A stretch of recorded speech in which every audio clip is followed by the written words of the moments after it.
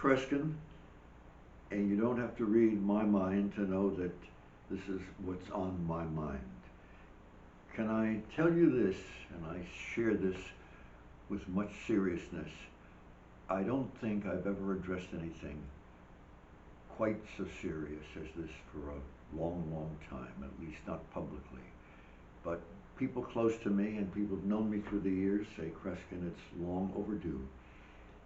This is just an abbreviation, but it's reflection upon what's going on this very difficult, this very challenging year where we have a disease to concern ourselves with, and then we have the offshoots of that disease, some of which is public behavior and the moods and what have you. And of course the violence. Now we're beset with something that's certainly not less controversial, but more so, and that is an election coming up. And by the way, without going into details, as I'm sure some of you have been appraised of or hinted about, mail balloting, I think, is going to be one of the most violent elections we've ever had in our history, and we may regret ever having mail balloting. I think it's a gigantic mistake. But that's only a personal thought. I'm not an authority on politics. You know, who would have ever dreamt that we had enemies in our society, that a disease would be a weapon? Sure, the atomic bomb could be a weapon, threats from afar could be a weapon, but who would have ever dreamt that a massive disease worldwide would become a weapon to combat those that's disagreeing with the individuals behind a certain motion?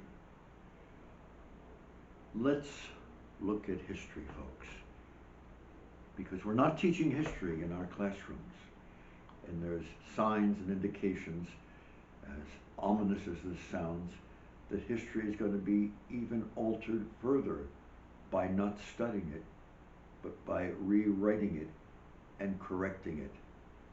No, I didn't express something that came out of a mental institution, but that's where the thought should go, in my humble opinion. But since we're not learning from history, let's look at ancient Rome. And the reason I mention this is I've written 22 books.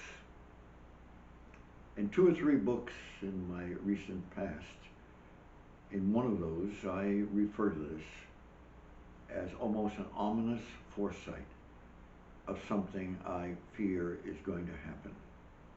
I talk about this, never realizing that the tool of weaponry would be a disease.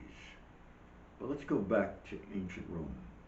The Romans were controlling much of the world, at least their part of the world, and had tremendous power and influence over those that even were not favored to their government and what have you. And then as times went by, they were losing the control or the communication, the influence of their voters and influencers. And what did they do? They started giving things away for free. Not college educations, not meals, not overnight stays, not living conditions, but people were able to go to the Colosseum for free and see the various sports and activities going on. But you know something? After a while, the influencers, the politicians, started to lose favor because the public began to tire. And then my greatest fear, and my fear about the future in modern society, but something started to take place in Rome, and it was boredom. They'd be given so much it was easy to come by, the entertainment and what have you, that boredom ensued. No, they weren't stuck in a house. They weren't shut down so they couldn't do the various activities as we have today, but things were for free. So what did the Roman leaders do? They found the most effective way to gain the support of their people.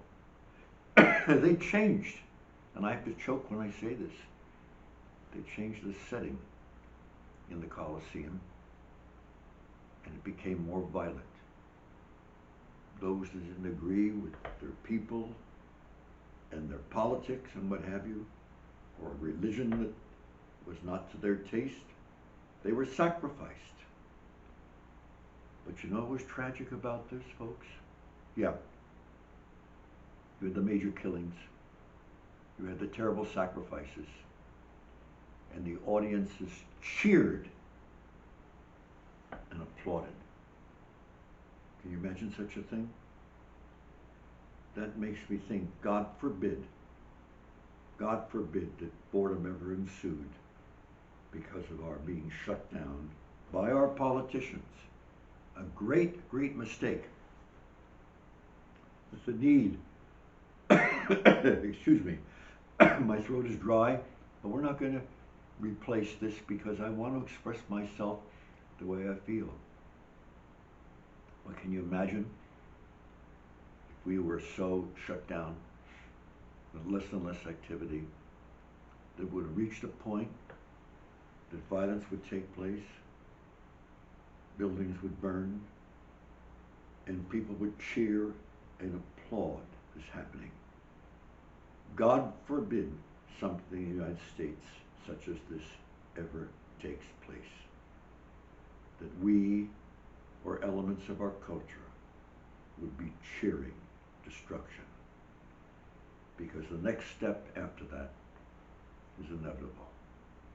The destruction, since it's supported by some, would move from businesses to towns into private homes. By the way, the election, look at how controversial it is, and the arguments, and the displays, and the behavior. Don't misunderstand me. I am not a conservative, and I am not a liberal. I refuse to be given a label because no one's going to lock in the way I think. But as far as all this crazy activity and around the corner of the election, do you think it's because the movement is strongly to get the Democratic Party in, or strongly to get the Republican Party in? I think there's a bigger reason. And I think that many of our leaders, politicians, statesmen, if we can call any such, mayors, governors, I think that they're very much aware of the real reason behind the activities of the coming election. I'll discuss that at greater length in the future. But you want to know something? If I had my way right now, I would end this by hearing a sound that I heard as a little kid during the entire Second World War. I'd like to hear Kate Smith singing, "God Bless America." Oh, by the way, folks, don't forget that mass meeting, and you don't need to be in front of a box or a TV or a computer.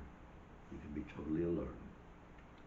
On October 6th, a Tuesday, at 3:33 p.m. I'm not going to say goodbye. I've already heard in my mind, God bless America.